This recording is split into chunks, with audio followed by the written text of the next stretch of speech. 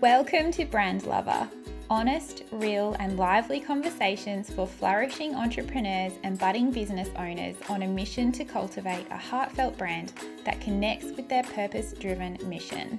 My hope is that you walk away feeling inspired and refreshed with a weekly takeaway in your back pocket that you can apply to your life or business. A huge warm welcome to Yael Keon, email marketing guru. Now, this is Yael's second appearance on Brand Lover. So if you would like to learn about Yael's story, how she came to be in this email marketing world and her journey and her brand journey, you can head back to episode 15. But I'm so excited to have her on the podcast today because we are going to get into the nitty-gritty of email marketing strategy. First of all, welcome, Yael. Hi, Rachel. Thank you so much for having me back again. I'm so excited. Yes. No, I'm thrilled. I want to get straight stuck into the juicy things. So, first of all, why are you so passionate about email marketing? Okay. I'm not sure if I spoke about this in the previous time, but to me, email marketing is just the most efficient way, I think, of getting out there and getting and selling offers, growing your audience, etc. It doesn't replace other channels. But to me, I just love that I can set up this system and create some automations, create a framework for my business that generates leads, that nurtures those leads, that converts those leads to sales, and I can mostly schedule and automate it. And I don't have to do it every single day. I can kind of choose my times when it's best to invest in it. And the return on investment as well for that time is huge, and for any revenue or income I put into it. So they say for email marketing, the return on investment is $44 for every dollar you spend. Its reach and engagement is just way higher than like social media channels. So you get an average, 21.3% open rate according to MailChimp. But the reach, so the engagement stats on things like Instagram is like 0.06%. And I'm like, I want to be spending my time, because I'm lazy sometimes, I want to spend the time that I'm working on my business on the stuff that's going to get seen, that's going to get interacted with, and that's going to get the results. Yeah. Versus just trying to just keep on the hamster wheel of some of the other strategies. Yeah. Keeping up with the Joneses. Yeah. I could rattle off a whole bunch of things that seem to be time wasters. I don't quite understand myself when you put it like that and you actually name the stats. I don't understand the attraction of things like Instagram or TikTok, where posts disappear within minutes, whereas an email will sit in an inbox, even though, even just that concept of, even when you send the email, if you keep checking those open rates, it may be a week before somebody finds that email, or it's, they're able to be saved more efficiently. And the thing I love too is that they sign up, like they're it's a high quality They audience. want to be there. Yeah. They're excited. And it's so, I love how passionate you are about it. So this is a bit of a fun question that I have for you. Okay. Can you give me a sales pitch on email marketing to somebody who would never have heard of it before? I never have heard of it before. Yeah. Somebody brand new to business. Gosh. Yeah, because the thing is, pretty much I think everyone's heard of email marketing, but the problem is they have this perception that it's like this really old-fashioned like newsletter type situation where you get like 10 different news stories with like an image and words, or it's just like sales catalogs basically. Yeah. So they get that kind of perception. So for someone who hasn't heard of it, that's kind of a bit more a challenge. Well, sorry. Yeah. So maybe they've not considered using it as part of their overall marketing strategy. Yeah. So to me, email marketing is a way to generate leads for your business via getting someone's email address and then communicating with them on a regular basis, eventually, ideally converting them to a sale. And you do that through ongoing campaign-based emails, as well as using automation, which is emails that are sent out as a result of your subscriber taking a certain action or indicating some sort of interest or reaching some sort of stage. Okay. I hope. Yeah. I don't even know if that's gone too complicated. No. I think it's tricky, isn't it? Because there's so much scope. Mm-hmm. And this is where people get stuck, is they think, oh, I'm not taking it's too complicated. Yeah. It's too much for me. So that's why I always bring it out back to, it's just all about the layers. And, even in my program, the email experience, I built it out as a framework of different experiences that you want to create for your subscribers. But you start at different levels within each of those experiences. So right at the beginning, literally all you need is, some sort of software. And pretty much it doesn't matter which one you start with if you're worried, as long as you make a start, a sign-up form and a welcome email. That's all you need to start. And then you just need to tell people about it, and you need to send regular emails. That's where you start.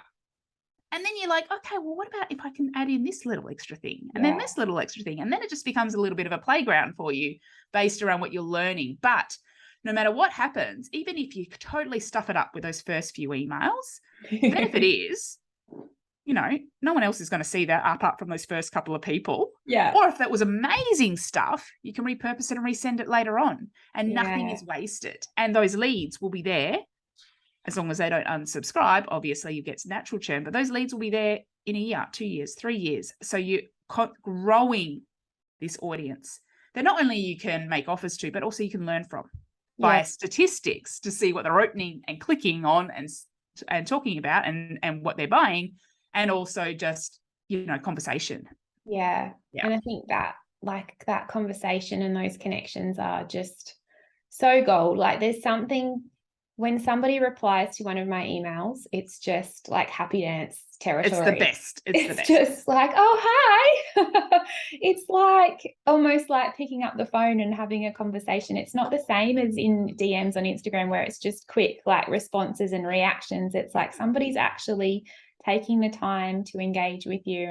And I think like if you the amount of energy that you put into your emails is what you're going to inevitably receive back. But you also touched on something that I loved, which was don't get discouraged if because this was one of my questions to you, if not many people are seeing the emails that you are sending out, because you can repurpose them, like you can resend them. Like that's just, my mind is blown. Like you don't think about doing that. You think, oh no, but somebody would have seen that before. Because I was going to ask you, because I often hear clients say to me in my membership and that sort of thing, they're discouraged from making the effort. It feels like a lot of effort to get it set up and send the emails because they've only got a small audience. Like maybe they've only got 5 subscribers on their email list. And it's like, well, what's the point in sending those 5 people an email? And that was my question to you. How would you respond to that? So there's definitely 2 things. There's 2 sides to this. Yeah. The first way, in terms of the content, in using it again, yes, absolutely, you can send it again as a campaign. You could add it to your welcome sequence. You could also repurpose it into some sort of just like nurture series, which I call a content funnel, which is like an email a week for the first 4 weeks, 8 weeks, 12 weeks, and which you can keep adding to however you want with your new subscribers. So your new subscribers can see the best stuff. So there's definitely a ton of ways you can repurpose. Plus, of course, you can post this content to social media and put it in different contexts as well. Yeah. Second thing is, and this is what it's sort of this self-fulfilling prophecy.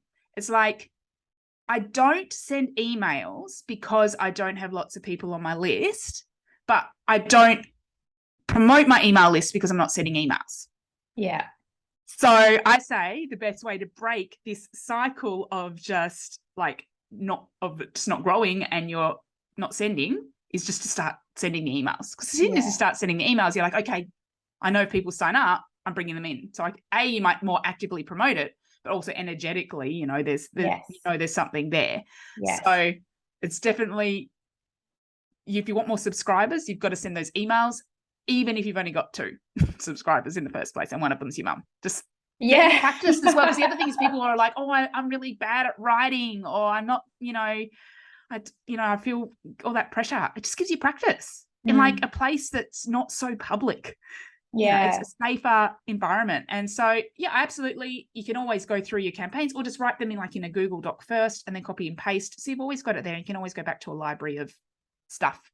Some you might get rid of because you think, oh, but others, Yeah. Well, everything's a bit cringy at the start, isn't it? And absolutely. The thing is, you have to be willing to be a bit like that. I think you have to just put yourself out there sometimes. But also, I love that because it keeps you accountable. Like if you commit to sending regular emails, it keeps you accountable to invite people to that list because you are spending the time and energy to create those emails. You want more people to see them. So it actually gives you something to talk about to get them on the list. So yes, in the first place. Yep.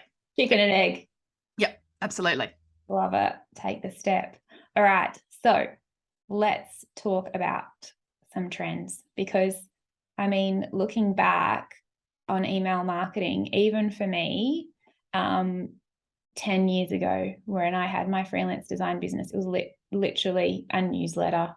Whenever I just had a quiet day, and I would put together some projects I'd been working on and be like, oh, hey, and that was it. But that's awesome. At least you were still, you were doing it.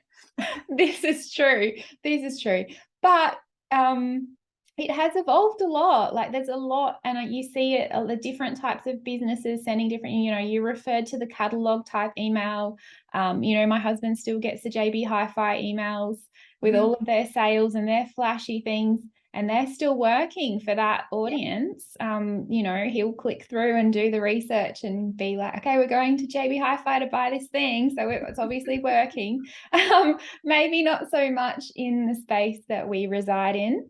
So give us the goss. What have you seen working previously that perhaps, maybe people holding on to as a habit or harming their results rather than helping? What's been happening lately? Okay, so in terms of, I didn't have this on my list of little trends, but yeah, you've got me onto one that I think does people need to make a significant shift with. It's okay. Well, sometimes we have had this. There used to be this tendency that to be welcome in someone's inbox, we need to provide the most amazing emails ever, and like we feel like we have to compensate for this privilege by making these big epic things, by having 10 different articles or having different features, making it super pretty or having it really epic and long. Well, what do you see happening everywhere else in the online space?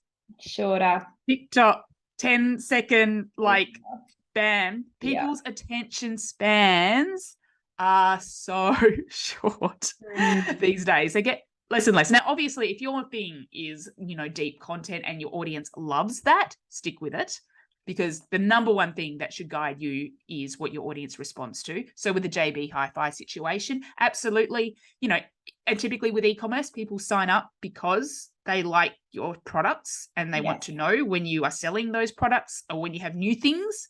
So send them what they want. So my first tip is, and the best kind of trend around this is less content, more often. So shorter bites of content, like a quick tip, answer a question, just focus on one thing per email, but send more emails. So people just get, and they see in the subject line either something intriguing, like, oh, what's that about? Or they see something, oh yeah, I want to know about that. Yes, they might not open every single one, because just like going through your TikTok feed, not every video on your For You page is something that you're interested in. But, and even if there's a creator you particularly love, you're not going to necessarily be interested in every single video they post. But, you can get your highlights, you can get what you need, and you're giving people more opportunities to engage with you and finding what they're interested in. So, yeah, less content more often is one way. You know what my next question is going to be, don't you? How often? How often? Again, this is about what your audience will respond to. Probably the answer is more often than you're sending now. Okay. I think you're probably pretty good with that. So to me, there's a few kind of ground rules. You've got to find out what your audience kind of likes. And it kind of gets a little bit complicated when you layer in automation. Because all of a sudden, if you layer in automation, you don't need to be sending as many traditional campaigns or broadcasts, because you know people who are actively engaging or doing something, they're getting looked after, they're getting your emails. Yeah. So there's that. But as a general rule of thumb, in terms of your regular, content cycle, my rule of thumb is at least as often as you're producing content anywhere else. So it surprises me how many people do have a podcast or have write blogs or do videos that don't tell their email list about it. It's like, that's minimum. Yeah. Then if you are running any sort of sales promotions and those sorts of things, or each month you kind of want to have kind of a more sales focused kind of email, say, okay, now taking bookings or whatever it is, you want to at least double that, probably triple that. So you've got the opportunities for nurture in between, and making sure you've got some focus. Yeah, some content that's more about giving than asking. Yeah. So that's kind of where I sit. And again, it depends on your audience members as well. I fluctuate at the moment for my main list of people doing between once or twice a week, only because I've gone, my podcast is now fortnightly, but if that was weekly, it'd be pretty much close to twice a week, is that I'm emailing, because there's different focuses. Yeah. But the caveat to this is I give my subscribers the choice. So segmenting is becoming more and more important. Yeah. We need to allow our subscribers not to have to just, if they sign up, they get everything or they get nothing. Now, why can't we say, you get a choice? So when someone first joins my list, yes, they get through a welcome sequence, but then they get an email which says, look, from now on, you're going to get my podcast emails, and then you're going to get an email. You're going to go through my content. And I'm straight up, this is what you're going to get. Yeah. If you don't want this or this one, but you want this one, click here. And then when I'm sending out my podcast emails, every single podcast email says, hey, so, this, if you don't want to get these podcast emails anymore, but you still want to get my other stuff, just click here. So starting to let them choose and creating a little bit of segmenting, just using tags, just to let them have a little bit of a say in what they get as well. So that's one of the things people freak. Now that's a more advanced strategy, obviously. But it is, as you're increasing, you do have this opportunity to start thinking about giving your subscribers a choice in what they receive and what they don't receive. Yeah. You're worried about that. Well, that makes sense, because that's respectful. I like that. And people haven't done it in the past because it hasn't been possible. And yeah, it can involve a little bit of tech, but the modern software, the more advanced software actually makes it pretty easy to do it. It's just the challenge here is not to try to overcomplicate it for yourself, because then you can end up with too many segments and you're just like, what? Yeah, 100%. So keep it simple, but keep it personal. Yeah. Cool. And sometimes I'll just choose. Like, so for example, when someone joins my list, through most channels, I have a third question on my sign-up form, and I just say, what type of business do you have? So service-based business, digital products, e-commerce business. You could do this with, what sort of stage are you at? And I use the information. Like, if I'm sending something out that is purely just for e-commerce people, I will only send it to those e-commerce people, or I'll exclude the other groups just in case there's some other people. So, it's just practical sense. It's like, okay, well, I know that's not going to be relevant to this area of my audience, so I'm not even going to send it to them. Yeah. So you can do that as well a little bit too.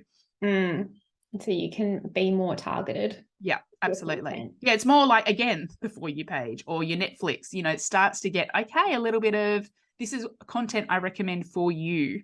Yeah, I like it. Okay, so what other trends, have you got any other sort of anything you can dish us out? Okay, yeah, so we talked a little bit about, this segmenting, and a bit about engagement. I think that's important as well, making sure it's a bit more of a two-way conversation, making sure there's always some sort of action you're asking your audience to take. So clicking something, which can be clicking just to read something or see a social post, or clicking to vote on an option, or just asking questions, and specific questions, not just, so what do you think? Yeah. Make it something really specific, or, what tip would you add to this list, etc. Engagement interaction is more and more important for deliverability, especially now with the open rates, Apple privacy things, that open rates aren't as reliable. So we need to be encouraging other forms of interaction so we can really see what is working and identifying our warmest leads. So that is more and more important, making it more of a two-way relationship. On the emails themselves, I think also, and probably ties in really well with what you do, is just accessibility and thinking about that. So making it well designed, well laid out. So larger fonts, good solid color contrast, having dark mode, using alternate text for your images, and making sure you're actually using headers instead of just bolding so that screen readers can read out the content.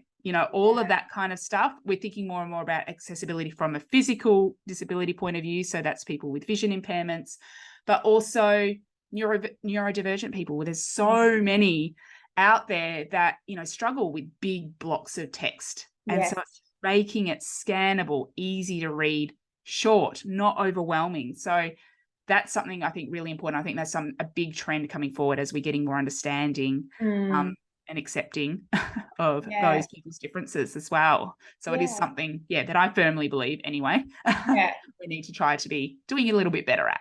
Yeah. Okay. So now that we're on this topic of layouts, I guess, it's sort of like there seems to be two camps of setting up your emails. And, I've heard, whether it's a rumor, I don't know, we may have talked about this before somewhere along the lines in one of our masterclasses together, text only or text and images. Okay. Again, this comes down to what works for your audience and for your business. It did used to be the way that if you had over a certain % of image to text ratio, that it would strongly impact your deliverability, as in Gmail will see, okay, this is all just images, and just put you into spam. It did used to be a big thing. Not so much anymore. But again, it comes down to that functionality of the email. We do need to still need to rely more on words rather than images.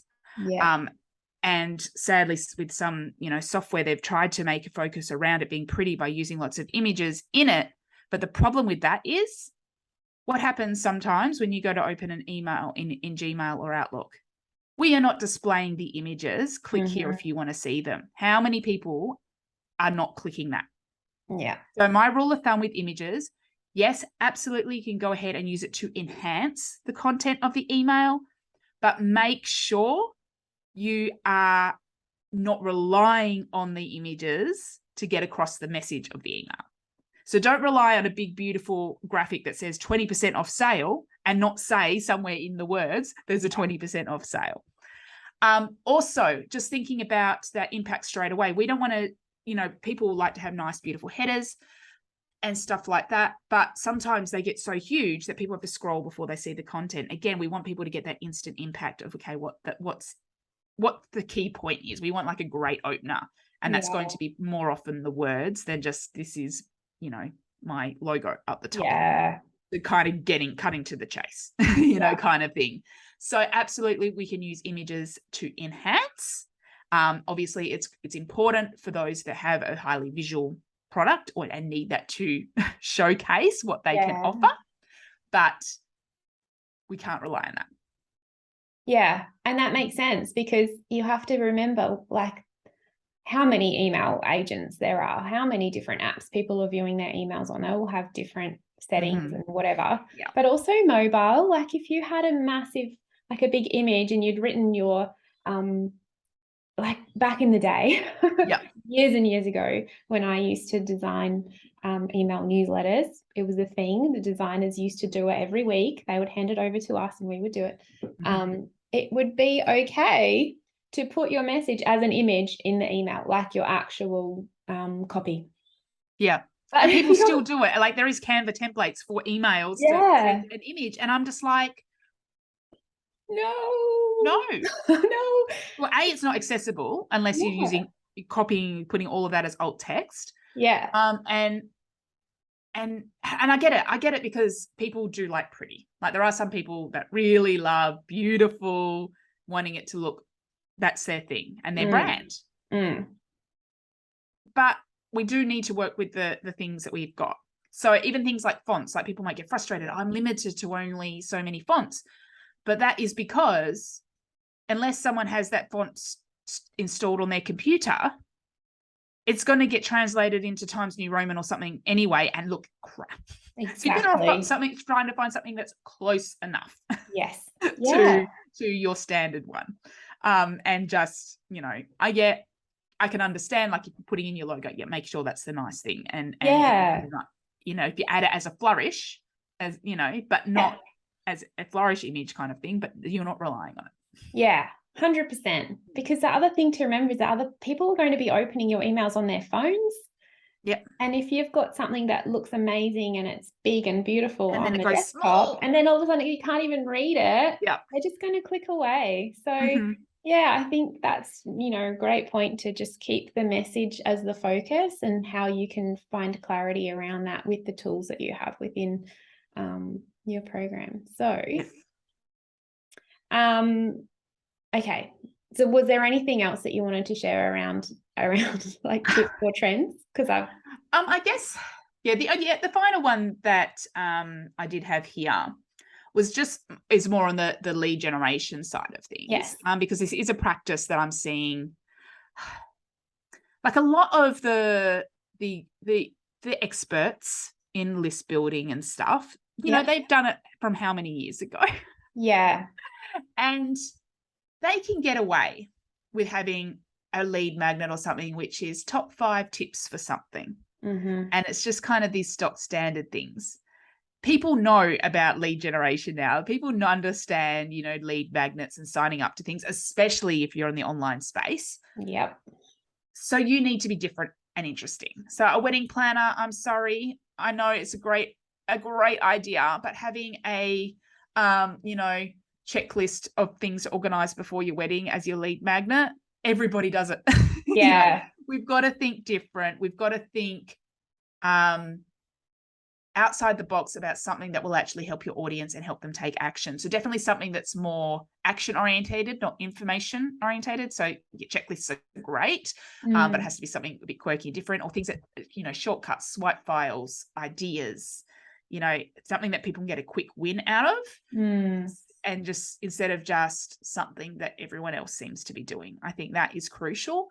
But also layering in some extra sort of list building boosters and extra little fun things along the way, whether it's like time limited things, like, here's a pre-recorded masterclass you can grab, or it's a live event, or it's a giveaway, or a quiz that's only for a certain period of time, keeping it fresh and keeping it interesting in terms of generating those leads at the beginning. I think that's something that people don't realize, because people are like, I'm just not growing my list, but it isn't as easy as it used to be. And it isn't as easy as some of those experts say, oh yeah, we can get you 1,000 subscribers in a month. It's, I get actually quite frustrated with how people, make out how easy it is to do that, especially if you don't have like a big budget to whack behind ads or something. But along those lines is, if you're attracting the right people and using like a lead magnet that's really, really like targeted, A, that'll be more appealing, and B, it'll be the right people, so you don't need as many in the first place. So that's a good so point. it's not bad news, but it's just something that I want people to kind of think, okay, again, like we're personalizing the email experiences once they've signed up, making it the lead magnet kind of a bit more tailored as well to the right person. Yeah, and that's a good point, because if you're creating content that is super aligned and super valuable, you're going to attract a higher quality lead, and you don't need a lot of those to make sales. So you don't need to necessarily get hung up on the numbers. But I feel like, and correct me if I'm wrong, I feel like that's a little bit of a trend in general in online marketing, is that people becoming more savvy, particularly business to business. Everybody knows all the strategies now. And so people are mindful of where they invest their time, and also being mindful of what's coming through to their inbox or what they're following on social media. It's not just a free-for-all anymore. But that's also great. Yeah. Because as long as we, know our audience and we know who we're trying to target and what makes us different and us unique and what our audience loves about us, then it also takes that pressure off, because again, people get it now. People have been doing this lead magnet welcome series, sales launch models, etc., for 10 years more. I don't know how long B School's been around, but it was probably that's a good point. So people, even it's gotten into more the general public again now. The real world is sort of seeing this and getting used to it. Yeah. But that is great, because it means it takes that worry about, like, I don't want to be annoying, or I don't want to be sending these emails. But people know what to expect. So they're signing up with this knowledge. Okay, yes, this means I'm going to get emails. Yes, this means I'm likely going to get sales promotions from them, and I accept that as part of the exchange of this email address. Yeah. And I think that's a good point for that person who does struggle with not wanting to be annoying, because I hear that a lot as well. I'm sure you do as well. I don't want to send too many emails. I don't want them to think I'm annoying. And it's like, well, to be honest, if they do think you're annoying, they're going to unsubscribe, and that's fine. But the right people are going to want to hear what you've got to say, because they signed up. They know what they're in for. Yeah. And in fact, by people doing this and worrying about, they're just doing such a disservice. Because if you've got people who signed up to a lead magnet or something, knowing you offer some sort of solution and you can help them with that solution, and you're not sending emails that help them because you're worried about how you're going to be perceived, you're failing them. You're not helping them. Yes, sometimes that solution will be making an offer. Sometimes it's just this great free tip. It'll be a bit of a blend. Yeah. All right. You're actually, so while you're not being annoying, you're also just not being helpful either, and you're not helping with that problem. And that challenge comes up right at the beginning as well, where people say, oh, I can't send 5 emails in 2 weeks as my welcome series. It's too many emails. But people signed up when they're actively looking for a solution for that problem. If you dripped that out over 6 months, 5 months, 6, they might have solved it already. It's not interesting to them, but they've got this challenge now. And that's the great thing about email. Again, it's timely to when that audience is. So, okay, you can show up and you can help them now with it by giving them the best information or the best resources or the best advice and insights or motivation, whatever it is they need when they need help. Yeah. Amazing. And it's automated. So you don't have to be knocking on their email inbox, writing out the email every day yourself. Oh, exactly. And you can do it in a really lovely way. If that's your thing, you can be really direct like me, because that's just my personality, or you can just be really gentle and you can ask questions and you can make it conversational and just say, look, I see you. I understand, what you're going through, or you're not, don't worry, you're not weird. This is so affects so many people. There's nothing wrong with you. Things like that are just like, nice. You can show true empathy. Yeah. I love that. That's a bit my style. I like that. Okay, so all right, Yael, let's consult the oracle. What can you see carrying through to 2023, or can you dish out some new strategies to trial? Oh, well, pretty much everything there. So anything we just talked about, any of those, pick one. Okay, so I guess the first thing is, one, if you don't have an email list, well, just get that set up and start getting those leads straight away. Yeah. 2, if you're not sending those emails, start sending them. Just take the pressure off and just think, okay, I can just write something, short, helpful. It can even be the length of what a social media post would be, if that's helpful for you in terms of you framing it in your mind as to what you can. Just think, what will help my audience today? And just start writing those more emails. If you aren't already in the habit of writing emails regularly-ish, my challenge to you would be more about, okay, well, how can I make this a bit more engaging? So can I ask questions? Can I get clicks? Can I get people? Or how can I start personalizing this a little bit more? Like, are there some segments? And a great way of doing that is literally send an email out, combine the two, send an email out and say, what do you want to know more about? Or what best describes you, and have like 3 categories, and they can click a link to answer the question, and you can get some data, and it's an interactive thing. So I guess that would be my 3 levels of actions to take. It's nothing fancy. Yeah. You know, it can get fancy, but it's nothing, you know, while all of it changes and kind of the way we do it changes a bit, like, it's still fundamentally just the way of communicating with your audience. Yeah. I like that. To simplify it, really, all it comes down to is talking to your people. It's just in a different platform. And it's talking to the people who are at that next deeper level with you. So I know we sort of, at the beginning, I kind of bagged social media and stuff a little bit, but it absolutely has a place. You think about that as the top of your funnel: awareness, getting exposure, plus it also adds an extra connection point, you know, so you can get, so people can see you in multiple places. But it's that next step down. Yeah. So people think, okay, subscribers, I like to think of more of it as leads for your business. So we think about, okay, we've got your warm leads, I would say. So you've got kind of you've got cold leads and stuff that are out there that you're trying to find through these social channels and stuff. When they get on as a subscriber, they're your warm leads. And now we've got to nurture them and stuff and get them to be hot leads, which is where we start to use some of our strategies to identify, well, who are the people here are the ones that are really the real interested ones. Yeah. So it sits in that space in between. Yeah. Okay. And if you don't have that, and if you're just kind of trying to skip it, you're just missing so much opportunity. Yeah. Yeah. Yeah. And I honestly, I enjoy it. I enjoy my email family. So I like the way that you've put that there. And it's, anyway, I just finally, let's talk about, because people, I'm hoping, if you're listening, it is late 2022 or heading into that final quarter of the calendar year, where we're thinking about planning, we're thinking about new things we might like to try in the new year, or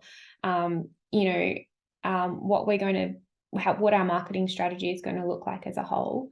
What do you think is the most important thing to keep in mind when you are planning your email marketing strategy for the new year? That it's not independent of the rest of your strategy is the thing to think about. You've got to think about your marketing strategy and your business strategy as a whole. So when I am planning my emails and what I want to talk about, I always go back to, okay, well, marketing as a whole, what's my focus? So I look at my calendar just from broad brushstrokes. Okay, well, if I'm doing launches or promotions, when are they going to be? What key dates are there that, are in mind, like back to school, planning, New Year's, Christmas, Black Friday, Cyber Monday, whatever those sorts of things are. And then you kind of plot them out on the calendar. And then you go, okay, well, there's a gap here, there's a gap there, there's a gap there. What are some topics or themes that I could talk to? Maybe I could tie that into a product or a service and kind of plug that in there. And from there I go, okay, well, January, I'm going to focus on content planning for the year, or whatever it is that's going to be my topic. All of a sudden, it's so much easier to come up with ideas of emails to send, and it's tied in to whatever it is that you want your audience to do. And you should be talking about that sort of stuff. Once you've got that topic or that theme, your content on your blog or your podcast or your videos will be about that. Your social media stuff will be about that. But it's so much easier to come up with ideas when you have something in mind. So an example of this is I've recently, this season, I started coaching my daughter's netball team. And I've never, like, a bunch of 7-year-olds have never played netball before. And they're like, we get thrown into like doing training. And I'm like, what on earth do I teach these kids? Like, how on earth do I teach them how to play like a highly strategic game when they're 7? You know, that takes them so long to figure out, you know, where they have to even be on the court or which direction they need to be throwing the ball. And if I go in and go, okay, netball training drills in Google, you look at it and you're just like, wow, there's too many ideas. You don't know where to begin. But if I go, you know what, we're struggling with leading. And all of a sudden I'm like, okay, I can come up with a couple of things on how, okay, type in leading training drills. And all of a sudden it's like, okay, there's something really specific there. And all of a sudden all the ideas start flowing. Oh yeah, we can do this, we can do that. And it's mapped out. So our challenge is sometimes we think with email and trying to plan out our strategies that we're like, what do I talk about? There's just so, you know, you can't narrow it. But if you narrow your focus first, then it's so much easier to come up with content and stuff that will help your audience. And it's aligned as well to some sort of strategic goal that you have in your business. Amazing. So my big thing there. And then just in terms of those strategies, like, so if you did have promotional periods coming up, making sure you've got enough of a runway before to do a lot more of that nurture kind of helpful stuff, or stuff that gets engagement and getting people opening and clicking and replying. So all the good deliverability, you know, signals are getting sent out into into Gmail and Outlook and things like that as well. So yes, there's strategic sides, but that's my biggest tip when it comes to just content planning and mapping out your strategy. It cannot be independent of the rest, and just narrow your focus for different periods of time. And you kind of just lock in just the first 3 months, really, because you can change your mind as well. Full permission. Yes, flexibility. 100%. I think that makes so much sense. That even just for your email marketing to make sense and to feel aligned with everything else that you've got going on makes it so much easier too. Like, it gives you it gives you ideas and topics to build your emails around. And I like that word, strategic is so important.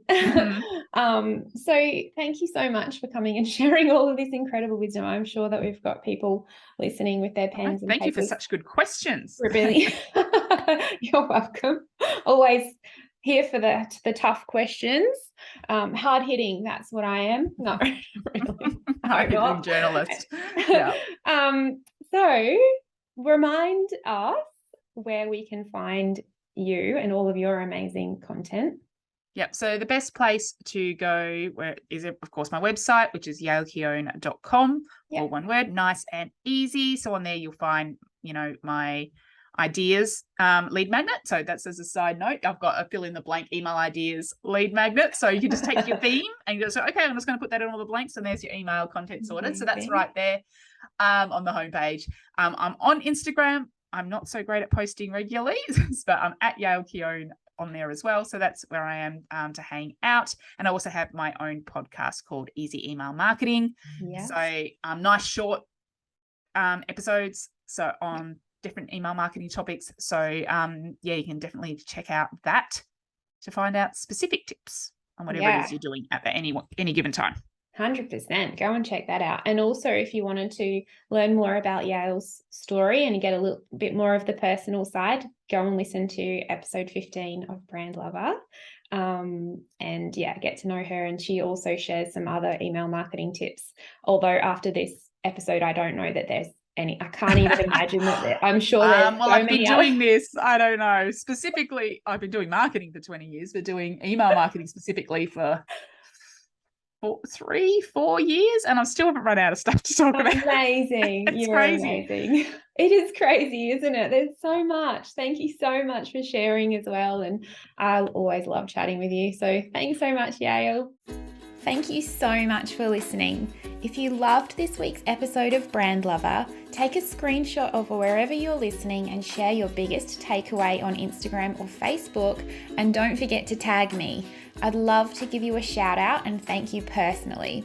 Also, feel free to subscribe and leave a review to help the Brand Lover podcast reach more heart-aligned entrepreneurs just like yourself. Thanks again, and I'll see you next week.